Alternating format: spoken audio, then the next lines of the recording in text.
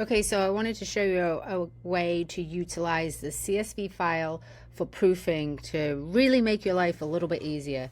So once you get a client actually sending you their selections, you'll have a client selected their proofs in your to-do on your dashboard. You'll also receive an email. And you can click go to proofing list, which will take you to the gallery, or you can click download CSV. So this is what you'll see when you click on the proofing list. And this is her selections. You can even come in here and download the file names or download the photos.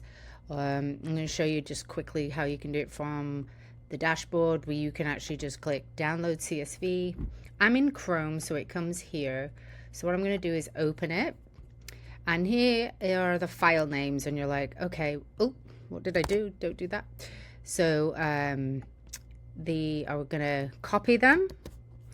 And then what you're going to do is you're going to come into Lightroom, and you'll be in the library module. And so the library filter, see text, file name, contains, and then because you copied that, you're going to go ahead and Command V, which is paste, and voila, her selections come up.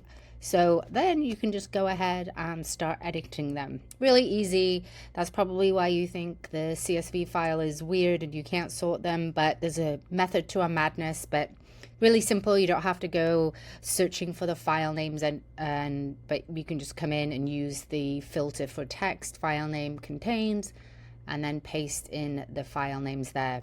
One thing to note, I will say, I have noticed if I have a gap in my file names, like for example, if it's Jane space Goodrich dash 100, then it doesn't actually work because it doesn't read the spaces. So make sure it's, whatever the name is. Oh, and one more thing, you want to make sure that when you're in actually the file, you're in the gallery where you can find the files. I'm actually going to do a test right now just to see if I just come in here and come in on my whole thing. Let's see, well, 2024,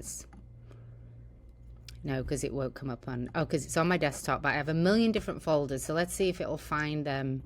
Oh yeah, it still found them. Cool, watch this. So it found it from all of my desktop. So you don't have to go into the file folder of where it is, but highly recommended. So where are you? Now I can't find it. But really simple. Come in the filter where you see it, filter, text, file name, contains, and copy and paste from the CSV file. There you go. Have a great day.